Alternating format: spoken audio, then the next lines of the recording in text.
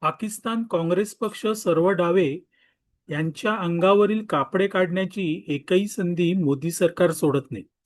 जिथे जिथे शक्य असेल तिथे त्यांना उघडे पाडले जाते, पण मोठ्या संयमाने, कोणतीही घाईगर्दी न करता. आता हेच बघा ना, ऑपरेशन सिंदूरमध्ये भारतीय राफेल विमानांनी पाकिस्तानमधील अतिरेक्यांचे अड्डे उद्ध्वस्त केले. त्यावेळी पाकिस्तानने दावा केला की आम्ही भारताचे राफेल पाडले. त्या विमानाचा टेल नंबर BS-022 असा आहे, असा दावाही पाकिस्तानने केला. त्यानंतर देशात राहुल गांधी आणि सर्व डाव्या विरोधकांनी त्यावरून गदारोळ घातला. त्यांनी मोदी सरकारला जाब विचारला. इतकंच नाही तर भारतीय लष्करावरही प्रश्नचिन्ह निर्माण केले. आता प्रजासत्ताक दिनी दिल्लीत झालेल्या परेडमध्ये भारताने टेल नंबर BS-022 असलेले राफेल विमान सामील केले होते.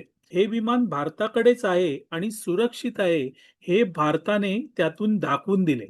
त्यामुळे केवळ पाकिस्तानच नागडा झाला नाही, तर पाकदर्शीने भारतीय राजकीय पक्ष देखील उघड पडले.